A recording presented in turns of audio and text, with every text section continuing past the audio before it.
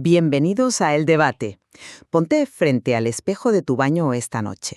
Levantas la mano y tu reflejo, obediente, levanta la mano. Es la regla más básica del universo, ¿verdad? Claro, la materia es totalmente independiente de tus sentimientos. Exacto, el cristal te devuelve la realidad objetiva sin juzgarla. Es una ley física incuestionable que, nos da cierta paz mental al final del día. Sí, nos reconforta esa solidez. Es un sistema binario puro y duro. Lo que está frente al cristal es lo que existe, y punto. Saber que el mundo exterior tiene sus propias reglas mecánicas, independientes de lo que pase dentro de nuestra mente, es literalmente la base de toda nuestra civilización empírica. Ya, pero imagínate qué pasaría si hoy, por pura fuerza de voluntad, decides no ser una víctima de tu pasado ¡Ojo! y de repente ese mismo espejo estalla en 1000 pedazos. Imagina que al cambiar tu estado emocional interno, no solo cambia tu expresión facial, sino que los fragmentos del cristal levitan y se transforman en mariposas de luz. ¡Madre mía! Claro, de repente, esa línea divisoria entre lo que ocurre dentro de tu cabeza y lo que sucede en el mundo físico se vuelve, como mínimo, increíblemente difusa. Entramos en un territorio súper resbaladizo, donde la realidad objetiva empieza a tambalearse. Es un escenario donde las leyes de la termodinámica parecen subordinarse a la voluntad humana. Y ese es precisamente el terreno que exploramos hoy al analizar la fascinante obra El despertar del sexto sol de Emilio Alejandro. Hablamos de un texto denso, riquísimo, que sigue la epopeya de Nahual. Un personaje tremendo, por cierto. Totalmente. Él es un guerrero en una Tenochtitlán agonizante que se somete a un proceso místico brutal, que el autor llama ingeniería inversa del alma, a través de 13 estados de conciencia. Que están representados por los apóstoles, ¿no? Exacto. Usa alegóricamente las figuras de los apóstoles y de Jesucristo, fusionándolas magistralmente con mitologías globales, o sea, desde los hielos nórdicos hasta las planicies chinas. Y Nahual busca despertar lo que el libro llama el sexto sol. Vale, y la pregunta central que surge de todo este material es absolutamente divisiva, y creo que, es el corazón de nuestro debate de hoy. Estamos ante un texto que propone un marco puramente psicológico, es decir, una elaborada metáfora para la reestructuración cognitiva y el dominio de uno mismo frente al trauma. Esa es mi postura, desde luego. Ya, pero la otra opción es, o plantea la obra un solipsismo metafísico absoluto, donde el mundo exterior es literalmente una proyección maleable subyugada a la mente individual. A ver, mi postura al respecto es clarísima. Sostengo que el concepto de responsabilidad radical, que vertebra absolutamente toda la obra, es una poderosa metáfora del empoderamiento psicológico. O sea, estoy convencida de que es un manual clínico disfrazado de mito para la disolución del ego frente al trauma heredado. Hombre, clínico, no sé yo. Sí, escúchame. El viaje de Nahual es un mapa detallado para desmantelar, pieza por pieza, la mentalidad de víctima. Su paso por los diferentes niveles, desde alcanzar ese silencio primordial en la fase de Pedro, hasta llegar al desollamiento del ego en la fase de Judas, todo eso ilustra un proceso terapéutico excepcionalmente profundo. Vale, pero... Espera, déjame terminar la idea porque es clave. La responsabilidad radical de la que habla Emilio Alejandro no es magia al estilo de un truco de ilusionismo, ¿vale? Es la toma de control absoluto sobre cómo reaccionamos a nuestro entorno. Nahual aprende a dejar de ser una consecuencia de su pasado. Del llanto de sus ancestros, como dice el libro. Eso es, de ese llanto que literalmente corría por sus venas para convertirse en la causa de sus propias decisiones. Para mí, es la máxima expresión de madurez emocional. Ya, yo lo abordo desde un ángulo distinto. Para mí, argumentar que esto es puramente una alegoría psicológica es, francamente, domesticar a la bestia. Domesticar. Sí, es diluir la radicalidad del texto para que encaje cómodamente en nuestras sensibilidades modernas de autoayuda. O sea, la obra es explícitamente literal en sus afirmaciones metafísicas. En el prólogo, fíjate bien, el libro decreta sin ambigüedades, y cito, que el mundo exterior era un cadáver porque él había dejado de insuflarle vida. Hombre, pero eso es pura poesía. Es claramente una metáfora de la depresión. A ver, a lo largo de todo el texto se nos insiste en que el universo es un espejo literal, no figurado. Esto trasciende por completo la psicología o la reestructuración cognitiva. Para que nos entiendan los que nos escuchan, el solipsismo es básicamente la idea filosófica de que tu mente es lo único que existe de verdad. Sí, que todo lo demás es una proyección. Exacto, como si fueras el único jugador real en un videojuego y todo tu entorno, incluso las demás personas, fueran proyecciones generadas por tu propia conciencia. Emilio Alejandro está estableciendo una doctrina metafísica que afirma que el individuo es el creador literal de la realidad física, borrando de un plumazo cualquier noción de existencia independiente del mundo externo. Bueno, entiendo por qué piensas eso, la verdad, pero permíteme darte una perspectiva diferente.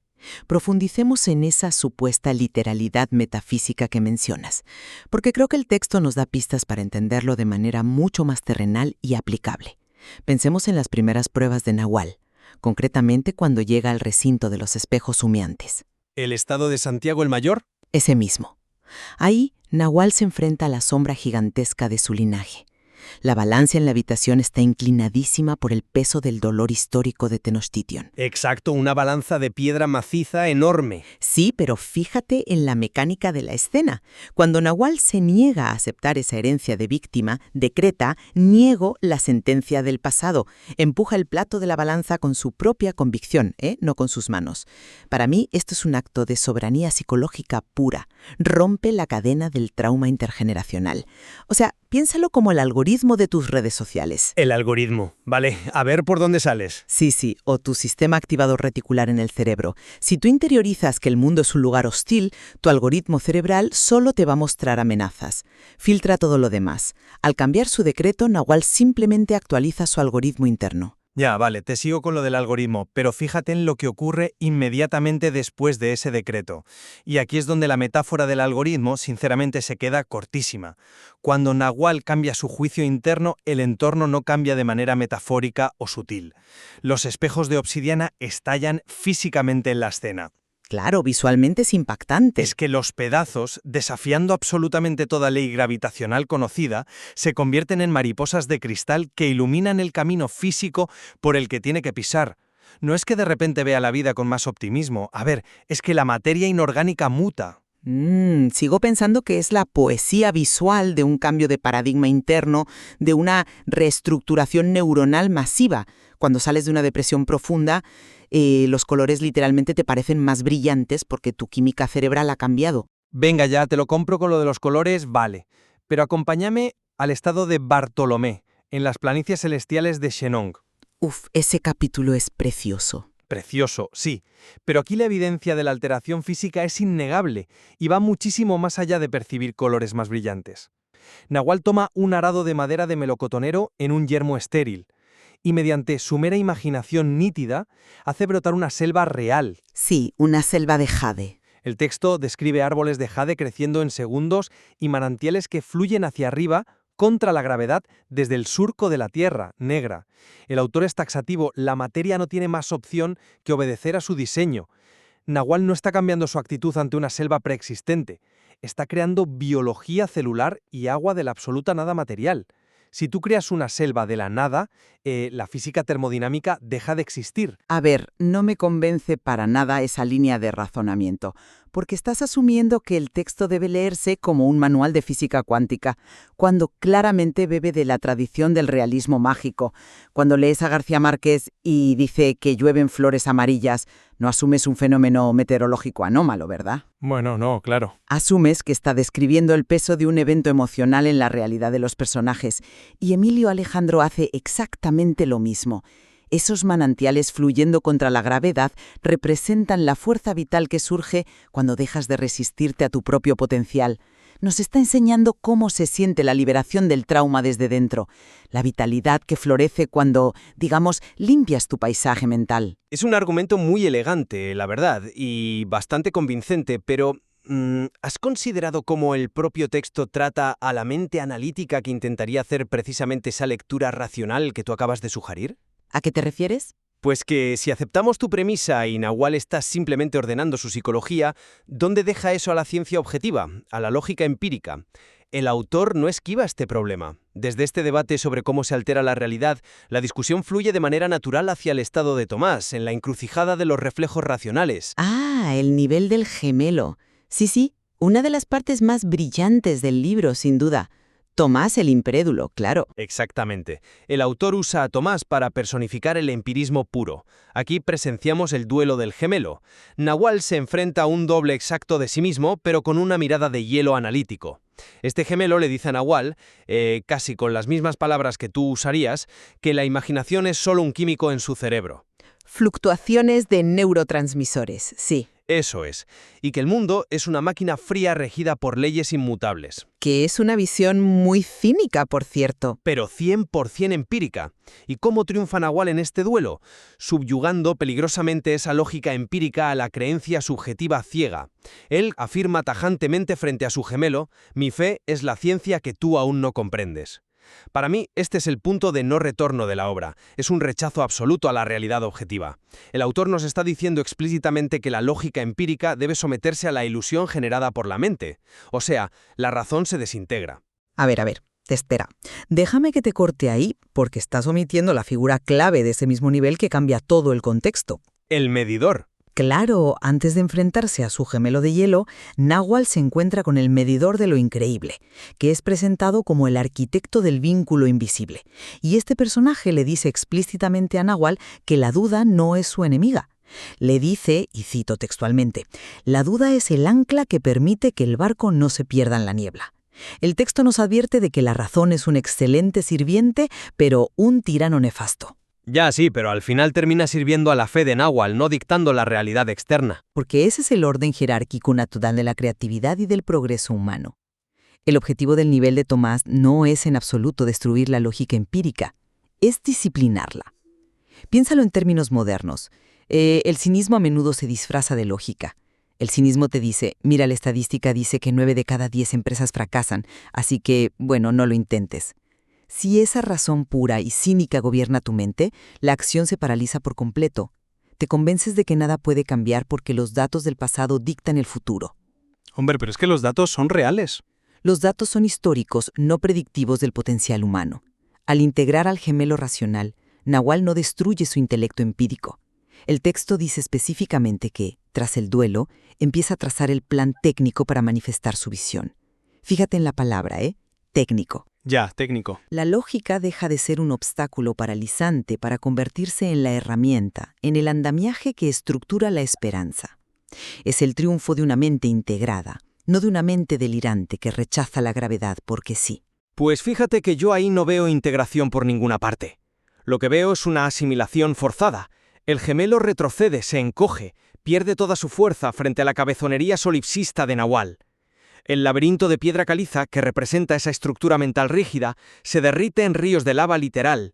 La estructura misma de la razón se desintegra cuando Nahual decreta que sus propias leyes mentales superan a las leyes de la materia. No estoy de acuerdo. Es que esta dinámica nos empuja irremediablemente hacia el clímax de la obra, que es donde verdaderamente se revela la naturaleza final de este marco.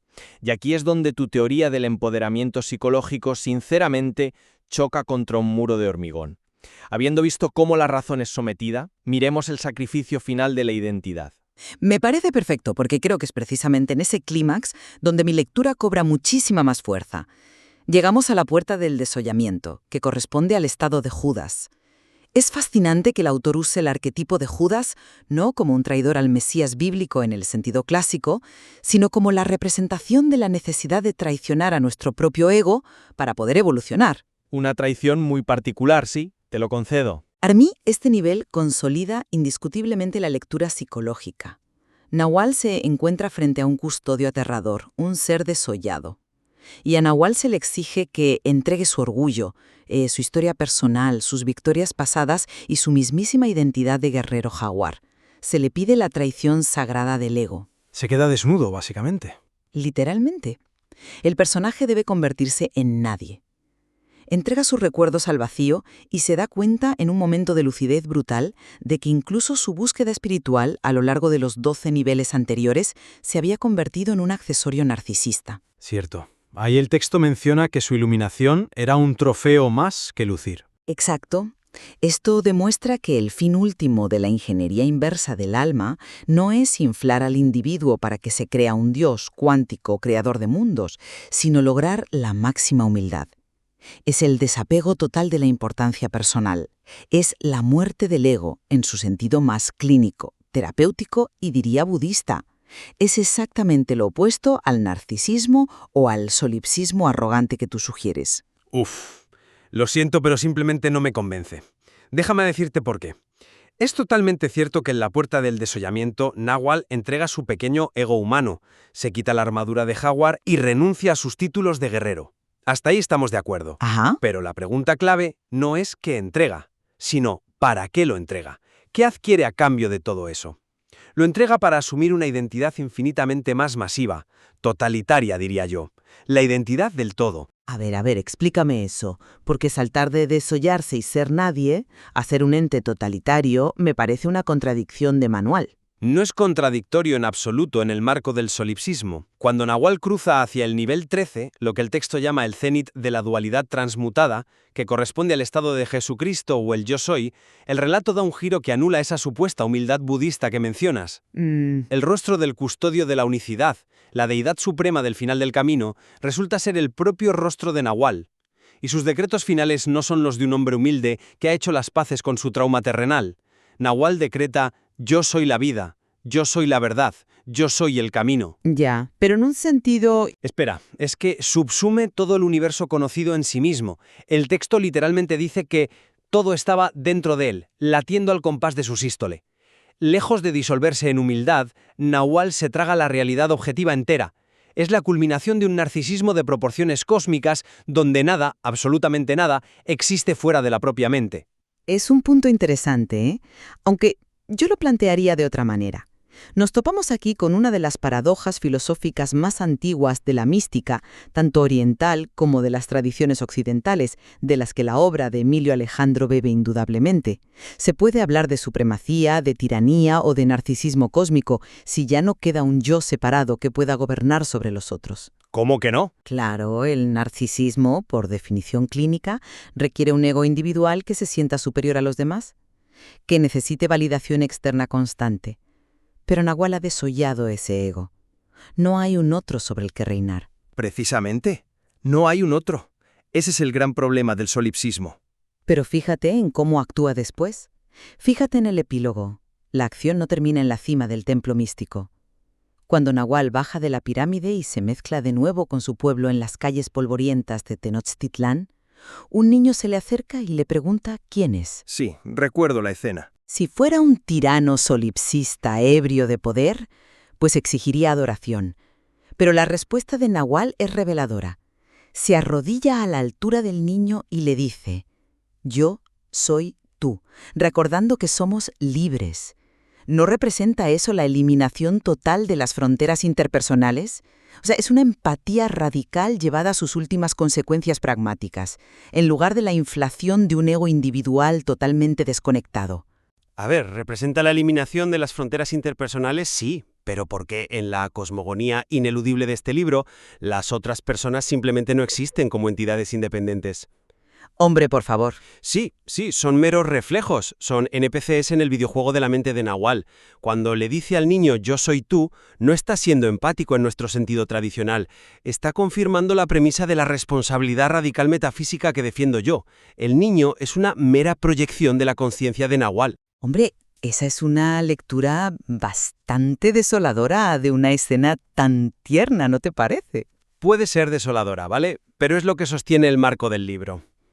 Por eso el texto especifica que el famoso sexto sol no nace en el cielo físico astronómico, sino que nace, y cito, en la conciencia de aquel que se atrevió a cruzar sus propias sombras. La verdadera empatía, la que nos sana como sociedad, requiere la alteridad.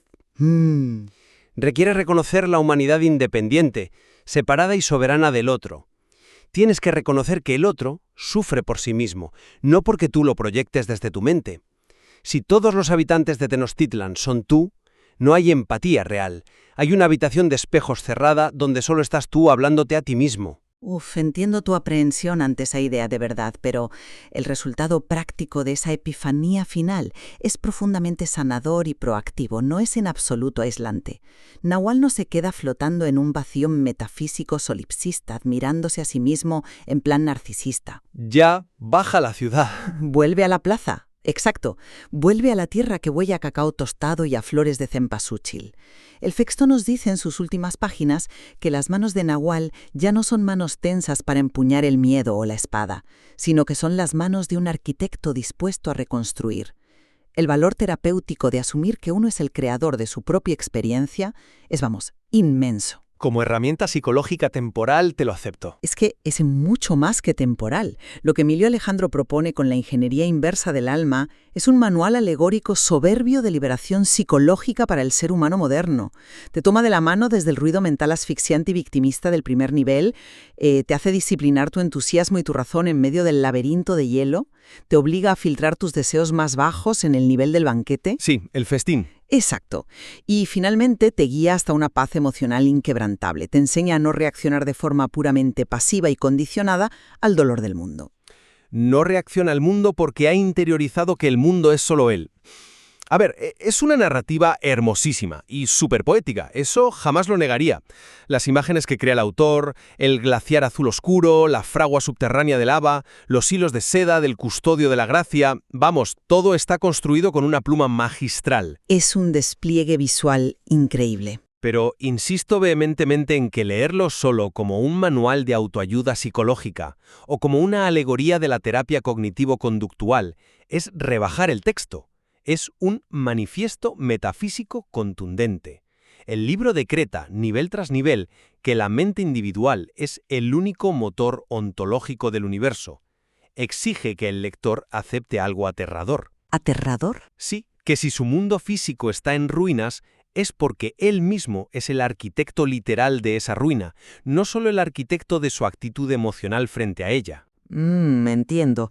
Creo que justo en este punto podemos encontrar una convergencia fundamental en nuestro análisis y quizás sea lo más valioso para quienes nos escuchan, más allá de si nos decantamos por la interpretación puramente alegórica que defiendo yo o la literalidad metafísica que ves tú.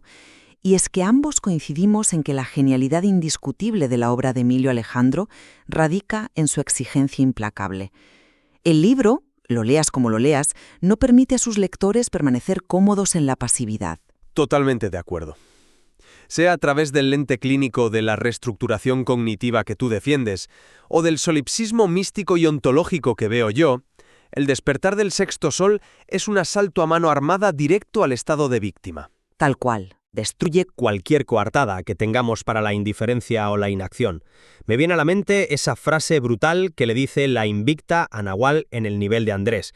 Si miras demasiado tiempo al abismo de tus fracasos, el abismo te devora las rodillas.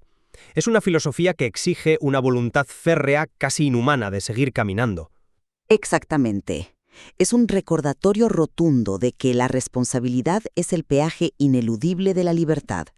Enfrentar estas múltiples perspectivas, la psicológica contra la metafísica, enriquece enormemente la lectura de la obra. Hay una profundidad inabarcable en la manera en que el autor ha logrado entrelazar la geometría sagrada azteca y su cosmogonía de soles con los arquetipos psicológicos y los 13 estados apostólicos. Sugiero a todos que hay muchísimo más que explorar en el barro y el fuego de las páginas de este libro, más allá de lo que hemos arañado hoy. Totalmente. Es un texto que inevitablemente te agarra por la solapa si te obliga a posicionarte. Te obliga a confrontar tus propios espejos de obsidiana en tu vida diaria. Y con esa reflexión llegamos al final de nuestra exploración de hoy. Como siempre hacemos en el debate, no declaramos una única verdad vencedora ni cerramos el libro con una sentencia definitiva. Dejamos que el cristal que hemos roto hoy se asiente.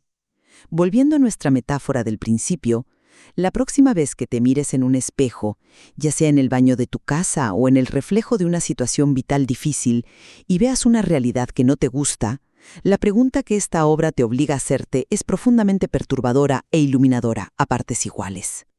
¿Eres tú una simple consecuencia del entorno que te rodea, forjado por el pasado? ¿O es tu entorno el reflejo inerte de la luz que tú mismo has dejado de emitir? Sacad vuestras propias conclusiones.